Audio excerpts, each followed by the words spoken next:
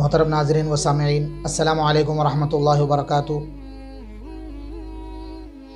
میں آپ حضرات کے سامنے اسلام اس ملک میں فاتحانہ انداز میں کب آیا اور کن وجوہات کی وجہ سے عرب حکمرانوں کی توجہ اس جانب مبذول ہوئی، اس حوالے سے چند باتیں پیش کرنا چاہتا ہوں۔ اسلام آپ صلی اللہ علیہ وسلم ہی کے زمانے میں ہندوستان کے ساحلی علاقوں پر پھیلنا شروع ہوا۔ سری لنکا، مالابار، سرندیپ، ان علاقوں میں عرب تاجرین کے ذریعے اسلام پھیلنا شروع ہوا، لیکن فاتحانہ انداز میں دستوں اور ٹولیوں کی شکل میں حضرت عمر فاروق رضی اللہ عنہ کے دور سے یہاں پر دستے آنے لگے۔ حضرت عمر فاروق نے بحرین اور عمان کا گورنر حضرت عثمان بن ابو العاص کو منتخب کیا۔ عثمان بن ابو العاص نے اپنے بھائی حکم بن ابو العاص کو سندھ کی طرف روانہ کیا۔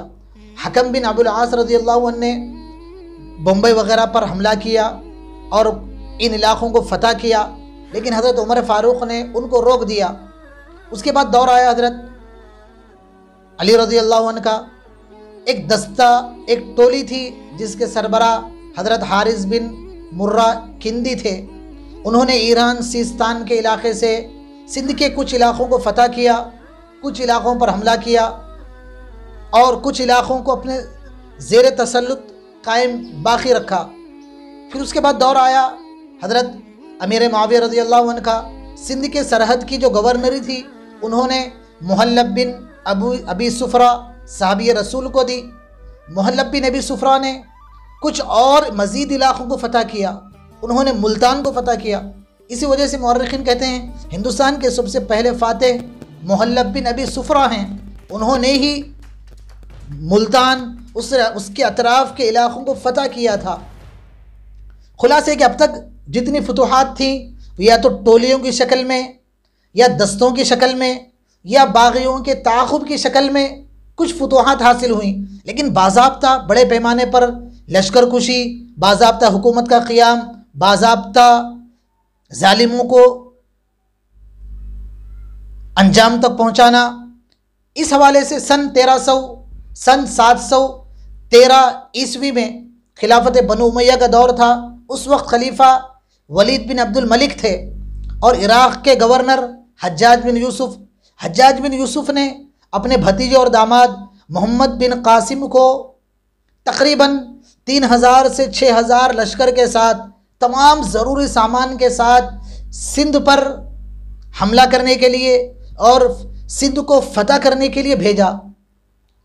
اور یہی محمد بن قاسم ہیں جنہوں نے باضابطہ ایک بڑے لشکر کے ساتھ، ایک بڑے اہتمام کے ساتھ سندھ پر حملہ کیا اور شمالی علاقوں پر ملتان، دیبل، ان تمام علاقوں کو محمد بن قاسم نے فتح کیا اور محمد بن قاسم نے باضابطہ اسلامی حکومت کا اس علاقوں میں آغاز فرمایا۔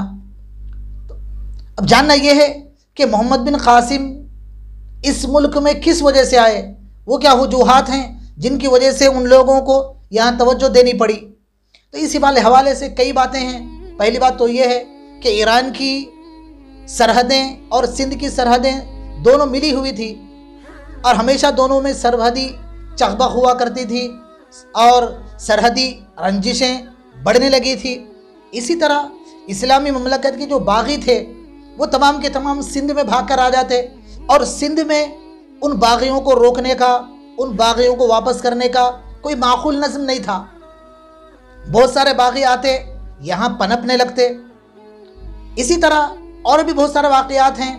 حجاج بن یوسف نے کئی باغیوں کے تعاقب میں ایک ٹولی بھیجی، لیکن باغیوں نے اس تمام ٹولی کا ہی خاتمہ کر دیا۔ اور ایک واقعہ ملتا ہے کہ مکران جو ایران کا آخری سندھ کی جانب ایک صوبہ ہے، اس کے گورنر کو بھی، مسلم گورنر کو بھی یہاں کے باغیوں نے ختم کیا۔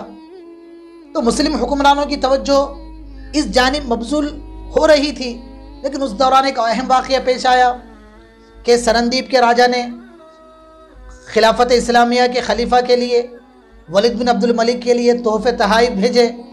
تقریباً 8 کشتیاں تھیں، ان کشتیوں میں تحفے تحائف بھی تھے، تاجرین بھی تھے اور حجاج بھی تھے، ساحلی علاقے سے گزر رہے تھے۔ کہ کچھ چوروں نے، ڈاکوؤں نے اس قافلے کو لوٹ لیا، لوگوں کو قیدی بنا لیا، مال و دولت لوٹ لیا اور جہازوں پر قبضہ کر لیا۔ ان قیدیوں میں سے ایک قیدی بچتے بچاتے حجاج بن یوسف کے پاس عراق پہنچا اور وہاں جا کر پوری داستان سنائی۔ اب حجاج بن یوسف نے تہیہ کر لیا کہ ضرور اب ہمیں کچھ کرنا ہے، ضرور ظالموں کو ظلم کی سزا دینا ہے اور اب قیدیوں کو چھڑانا ہے اور لٹیروں اور چوروں کو سبق سکھانا ہے۔ پہلے تو حجاج بن یوسف نے یہاں کے جو راجہ تھا، راجہ داہر، اس کو لیٹر لکھا کہ قیدی چھوڑ دیے جائیں اور مال، لوٹا ہوا مال اور جہاز سب واپس کر دیے جائیں۔ لیکن راجہ داہر نے حجاج بن یوسف کی باتوں کا کوئی اثر نہیں لیا اور مغرورانہ لہجے میں توجہ نہیں دی، جس کی وجہ سے محمد بن قاسم رحمۃ اللہ علیہ کے لشکر کو بھیجنا پڑا۔ یہاں یہ بات ذہن میں رہنا چاہیے کہ لشکر کشی کا مقصد نہ تو ممالک کو فتح کرنا تھا اور نہ ملک گیری تھا۔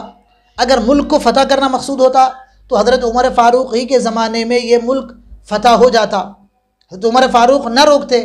اگر مال و دولت بھی مقصود نہیں تھا، اس لیے کہ اس وقت ملت اسلامیہ کی مالی حالت بہت بہتر تھی، بڑی بڑی سپر طاقتیں ملت اسلامیہ کے آگے ہار چکی تھی۔